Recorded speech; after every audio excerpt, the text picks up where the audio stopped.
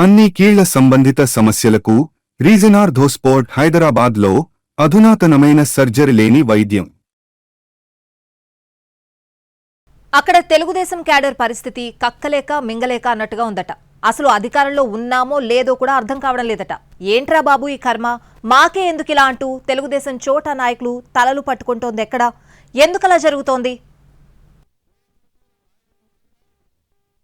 తెలుగుదేశం పార్టీకి కంచుకోట విజయనగరం జిల్లా నెల్లిమర్ల నియోజకవర్గం. కానీ పొత్తులో భాగంగా గత అసెంబ్లీ ఎన్నికల్లో మిత్రపక్షం జనసేనకు కేటాయించారు. టీడీపీ నాయకులు కూడా కలిసికట్టుగా పనిచేయడంతో జనసేన అభ్యర్థి లోకం మాధవి విజయం సాధించారు. లోకం మాధవి గెలుపు కోసం 4 మండలాల నాయకులు గట్టిగానే కష్టపడ్డారు అన్నది లోకల్ టాక్. కానీ అంతా అయిపోయి తాను ఎమ్మెల్యే కుర్చీలో కూర్చున్నాక మాధవి తీరు పూర్తిగా మారిపోయిందని, నాడు తన గెలుపు కోసం పనిచేసిన టీడీపీ నాయకులకు పగలే చుక్కలు చూపిస్తున్నట్టు చెప్పుకుంటున్నారు. అయితే తమకు బలమైన ఈ సీటును జనసేనకు ఇవ్వొద్దంటూ ఎన్నికలకు ముందు చిన్నపాటి ఉద్యమమే నడిపారు స్థానిక నాయకులు. ఎప్పటినుంచో పార్టీని నమ్ముకున్న వాళ్ళు ఉన్నారని, కష్టకాలంలో అండగా ఉన్నవారికే ఇవ్వాలంటూ గట్టిగా డిమాండ్ చేశారు. కానీ చంద్రబాబు లోకేష్ జోక్యంతో చివరికి కాంప్రమైజ్ అయిపోయి లోకం మాధవికి జై కొట్టాల్సి వచ్చింది. దీంతో ఆనాడు టికెట్ ఇవ్వొద్దన్న విషయాన్ని ఆమె మనసులో పెట్టుకుని సాధిస్తున్నారా అన్న డౌట్స్ వస్తున్నాయట టీడీపీ లీడర్స్కే.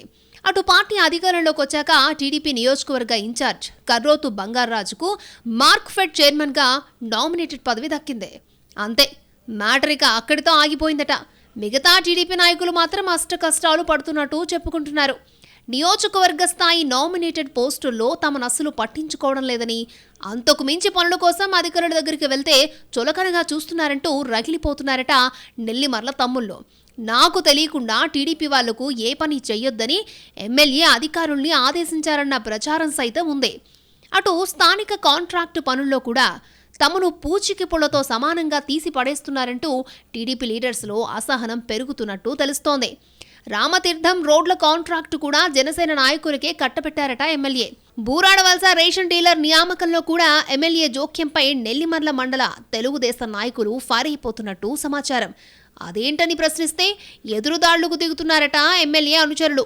అధికారంలో ఉండి కూడా తమ మీదే పోలీసులు కేసులు పెడుతున్నా జనసేన ఎమ్మెల్యే కనీసం పట్టించుకోవడం లేదంటూ టీడీపీ క్యాడర్ ఆవేదన వ్యక్తం చేస్తున్నట్టు తెలుస్తోంది. ఇలాంటి వ్యవహారాలు ఎమ్మెల్యే తీరుపై పార్టీ వాట్సాప్ గ్రూపుల్లో గట్టిగానే చర్చిస్తూ పోస్టు పెడుతున్నారట.